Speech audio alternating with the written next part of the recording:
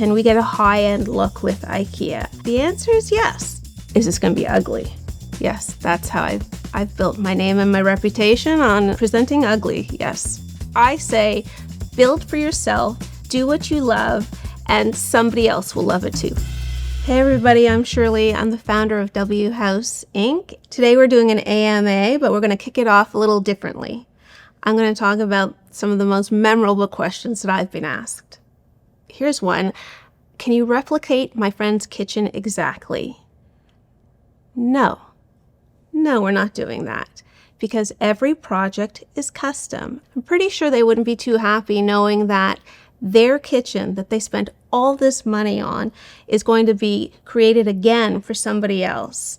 And it's custom. Like, this is a custom business. Why would you want to have something that's exactly the same as your friends?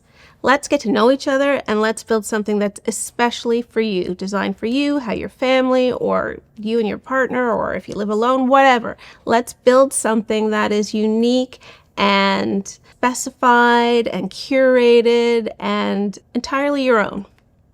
Well, I have a great one. People ask me this all the time. The number of bedrooms, the number of bathrooms that you need in a house for resale. And I'm going to share my own personal story. So I'm going to talk about my divorce house. And I call this my divorce house because it was meant for my daughter and I. And I bought this house, I think it was 1,100 square feet, and it was a 3-bedroom. And I decided to change it to a 2-bedroom with an office in between. People were freaking out. Oh, what are you going to do? You've got a 2-bedroom house. How are you going to sell it? And I was like, oh no, I'm never selling this house. I'm going to die in this house alone with 10 cats eating my dead body. It'll take weeks for them to find me. I was like in that headspace. I was never selling this house. So I built it for myself and for my daughter, of course. And then life happens. And sure enough, within a few years, I met my husband, my second husband, and I had to put the house up on the market. I was a bit worried, oh, will I be able to sell a 2-bedroom? Well, I built this house thinking that I would be there forever. So I really probably overbuilt it for the neighborhood at the time. I made it as custom as can be and perfect for myself and my daughter. But when you put that much care into your design and into your floor plan and design it well and build it well, people recognize quality. And people went crazy for this house. And we had a bidding war and nobody cared that it was 2-bedroom. And in fact, we set a record for the neighborhood. I had real estate agents calling and thanking me for upping the value of the neighborhood. It was crazy. Anyway, I say build for yourself. Do what you love, and somebody else will love it too, for sure. Oh, this one was a corker. So I was doing this bathroom, and it was an older home, and I don't know why. The client was very concerned about the structure of the house. The structure was fine. I think the house was built in the 70s or something. It was fine. Anyway, she had a million questions. Fair enough, everybody does. She asked me, how much does the tub weigh once it's filled with water? And I was like, I can't answer that. I don't know. Like, how much do you weigh? How do you answer that? It was such a strange question. Anyway, yeah, that one stumped me. The great appliance debate. I get this question all the time. Should we be investing in appliances and higher end appliances, or just go with something more affordable? And my answer is, if you can do it, I'd rather save here and save there, save in other places, and go for the best appliance package that you can, because the higher end appliances last longer. They're pretty sexy and they perform well. So if you can go for the better appliances, that's worth the spend for sure. Even with all the visual material that we present to our clients, it can be hard for people to visualize. So I get asked, is there somewhere I can see, exactly what my space is going to look like? And my answer is, well, if we were doing a restoration hardware house, you could go to a restoration hardware catalog and pull everything out of there and you know exactly what the space is going to look like. But this is custom for you. We're experimenting with new ideas. We're creating furniture for you. We're doing things that we've never done before. Your house is basically a prototype. So, we can show you elements, but if you can walk into a space that looks exactly what you're going to get, that's not possible. It's just not possible. These are my all-time favorites. I actually LOL when people ask me this. Is this going to work? Well, I mean, yeah, it's going to work because we presented it to you.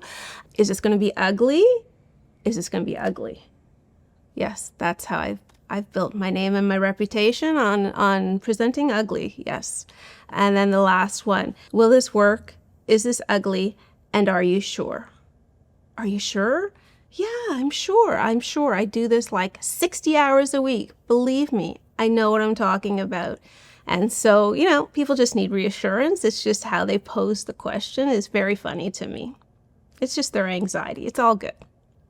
I get it. There are budget restrictions, but a lot of people will try to do their reno in phases, and they ask my opinion about that. And my answer is, if you can do it all at once, 1,000%, try not to phase it. And I'm going to tell you why. First of all, it's a huge pain in the ass. You have to pack. It's so messy. It's such a disruption. Once you do it once, it's really hard to do it again because you know what you're in for the second time. And the other thing is, let's say you're doing your main floor because that's what everybody sees. So you want to do your main floor first, and then you're going to do your second floor or your third floor later. Well, your main floor is now stunning and beautiful and everything is new or even a few years old, and now you're ready to move on to your second floor. All of those trades, all of that machinery and tools and all the junk is now going to be passing through your newly renovated space. So chances are something's going to get nicked or damaged. That's not fun. The other reason why I suggest everybody do it all at once is because it's nice to have a continuity between all of your floors. Let's say you're laying your hardwood floor on your main floor and you want to continue that upstairs. Well, the dilets might vary, or that material might be discontinued and you can't get it anymore. And so that can be problematic as well. I get asked this all the time. Can I buy things on my own? Which makes me a little nervous. In my head, I'm like, no.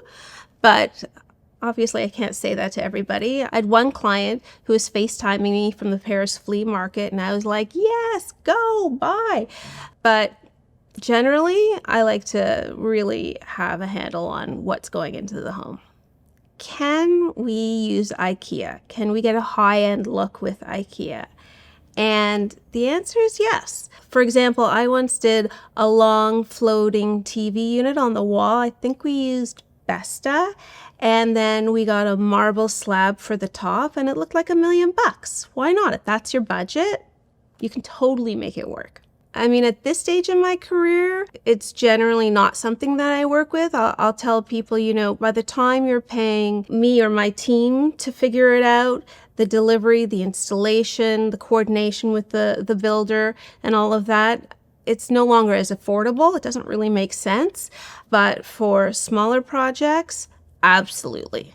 Open concept. People are worried that that's going to go out, come in, whatever. Again, I say just build for yourself and how you want to live. I love open concept. It's nice to have some rooms for privacy as well. Maybe you want to block off an office so that you can have a sound barrier. But it's great for entertaining. It's great for kids. It's great for friends and family. So I say go for it, whatever your comfort level is.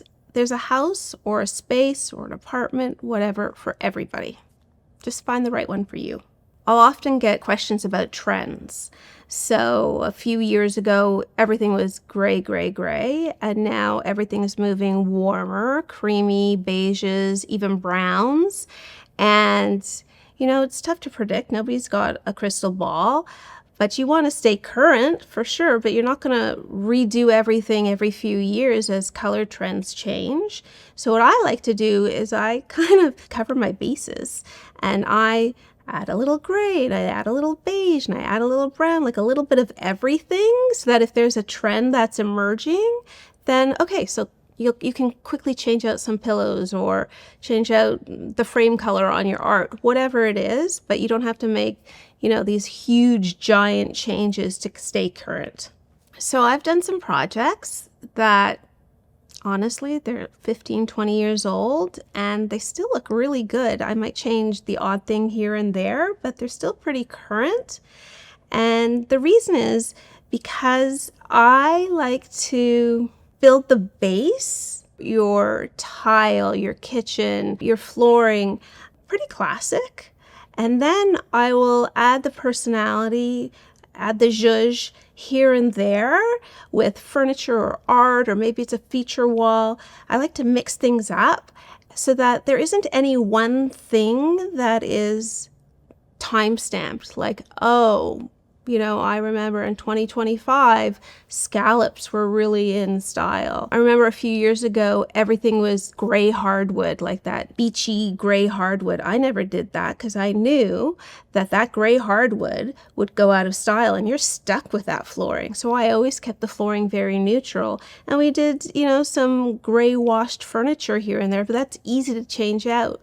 So I think if you're strategic in how you stay on trend, then you can have a design that really lasts. Paint, baseboards, trim, all of that. Do we contrast the trim? I rarely do that. I have done it, but I don't contrast with white. I might do a white wall with a gray baseboard or a taupe baseboard for, a special design feature. But generally, I like to keep all the trim, the walls, the same color. It's like dressing from head to toe in one color. You just look taller and more put together. So I love that look. And if it's a smaller space or, somewhere that's supposed to feel really cozy, maybe it's a den, even your powder room, I'll even paint the ceiling the same color so you feel completely enveloped in whatever tone you've chosen.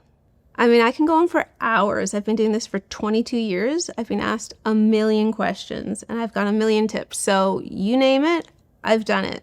I'd love to hear from you. If you've got more questions or something that I haven't talked about yet, please feel free to reach out. I can't wait to hear from you.